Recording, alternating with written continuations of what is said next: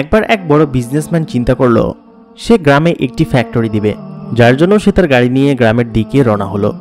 যখন সে গ্রামে পৌঁছালো তখন তার গাড়িটা এক জায়গায় থামালো, কারণ সে ভুল রাস্তায় এসে পড়েছে। সে যে জায়গায় গাড়িটা থামিয়েছে তার সামনে নদী, এবং নদীটা পার হয়ে ওই পাশে গ্রাম যেখানে সে তার ফ্যাক্টরিটা বানাবে। সেখানে দাঁড়িয়ে দাঁড়িয়ে চিন্তা করতে থাকলো যে সে কী করবে। তার হাতে দুইটা অপশন আছে। প্রথম অপশন হচ্ছে সে যদি ঘুরে যায় তাহলে তার 4 থেকে 5 ঘন্টা সময় লাগবে, যেটা কিনা সে দিতে চাচ্ছিল না। আর দ্বিতীয়টা হচ্ছে সামনের নদীতে একটা খেয়া দাঁড়িয়েছিল, যেটার মাধ্যমে সে মাত্র 20 মিনিটের মধ্যেই নদীটি পার হয়ে যাবে। সে তার সময় বাঁচাতে ঘুরে না গিয়ে নদী পথে যাবারই চিন্তা করলো।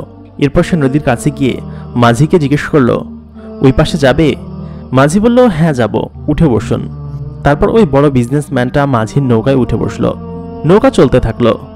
নৌকাটা বেশ ছোট ছিল, যার কারণে ওই বড় বিজনেসম্যান এক পাশে বসেছিল আর মাঝি এক পাশে বসেছিল। নৌকাটা চলছিল। কিছুক্ষণ পর ওই বড় বিজনেসম্যানটা বলে, তুমি কি জানো তোমার নৌকায় কে বসেছে?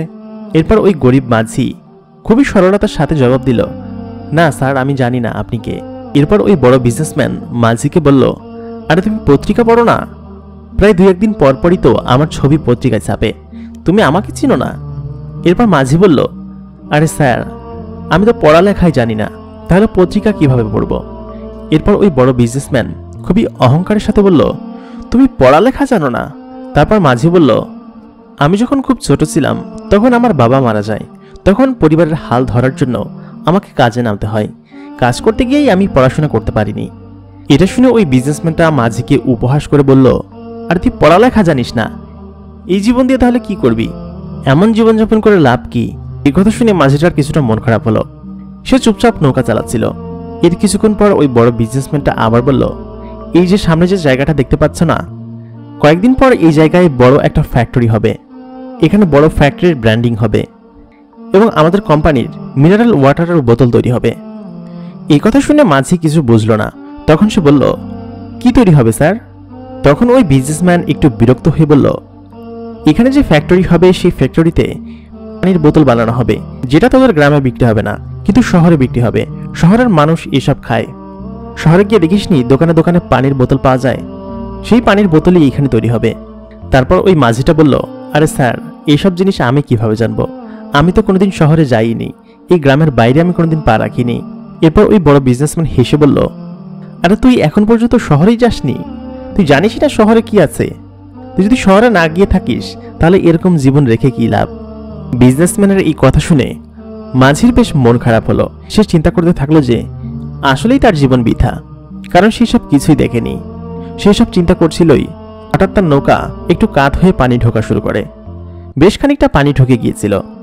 নৌকাটা একেবারে মাঝ পথে গিয়ে কাত হয়ে গিয়েছিল এবং ওই জায়গাটা অনেক গভীর ছিল এবং ওইখান থেকে কুল অনেক দূরে ছিল, যার ফলে মাঝি চিন্তা করলো এখান থেকে নৌকাকে আর ফেরত নিয়ে যাওয়া সম্ভব নয়। এরপর ওই মাঝি বিজনেসম্যানকে বলল, স্যার, আপনি সাঁতরাতে পারেন তো? তারপর বিজনেসম্যানটা বলল, কেন, এসব বলছো কেন?